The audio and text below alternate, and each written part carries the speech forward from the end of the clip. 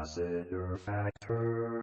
What's up, all my movie loving maniacs? This your boy Bangfo B of the Lassiter Factor, and I am back reviewing Superman content to prep for James Gunn's Superman in July. And today I'm going to talk about Supergirl, which, as of last year, did celebrate its 40th anniversary. And yet I'm hearing that this movie is infamous as hell. So let's get into it.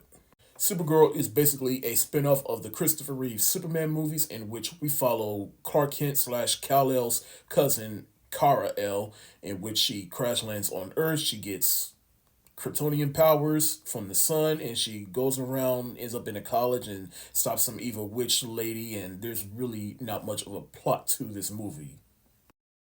I should note that this is actually my first time watching this movie, and I totally forgot about this movie when I was playing all the Superman movies I was watching. I'm like, I should watch that, and plus, there's a Supergirl movie supposedly in production and will be out next year, so I might as well get this out of. I've always heard this movie was bad and one of the movies that probably killed female-led superhero movies for decades. Rotten Tomatoes, it has an 8% score from critics and a 26% score from audiences.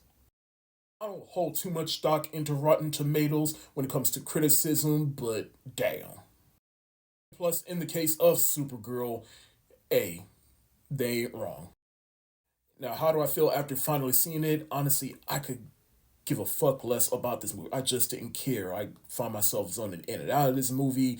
Nothing was really happening. It just took you from point A to point B. Well, sometimes it took you to point A to point C by skipping over point B. Like Kara L, she ends up in the ship and she's just fucking around in it. And then we cut away from that, and the next time we see her, she's already in the Supergirl suit, and she gets to Earth. And I do like the part where she does crash lands to Earth and she's discovering her powers, and instead of doing things that Superman would do, she just doing delicate things like floating around like a ballerina or doing flips and all of that.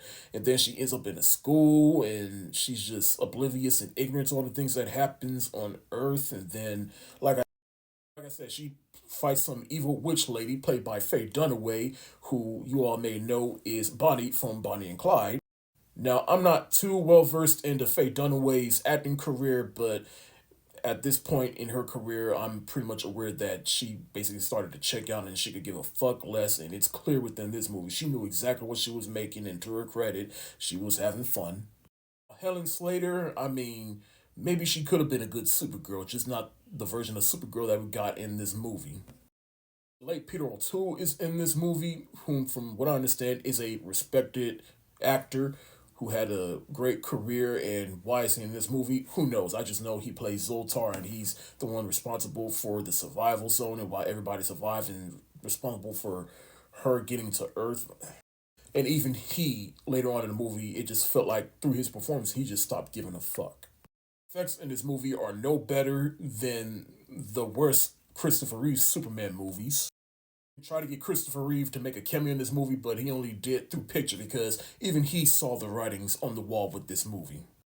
I do like how they try to emulate what John Williams did with the music in the first two Christopher Reeve Superman movies, but the music here, it just doesn't quite hold a candle. You can tell through the music they were trying to recapture the magic from that first Christopher Reeve Superman movie, but it just wasn't there. And even in the opening credits, it's all shiny and epic, and it's just like not quite there yet. This movie doesn't anger me for how bad it is, like many people, but at the same time, like I said, I honestly could give a fuck less about this movie after watching it. After watching it for the first time, I certainly will not care to watch it again. Like I said, this movie doesn't anger me, but I am gonna give it the thumbs down emoji. That's it for the day. Have you seen Supergirl? If so, let me know what you think about this movie, both positive or negative, in the comment section below. This is your boy Bangful B of The Lassiter Factor. Stay safe, wash your hands, peace.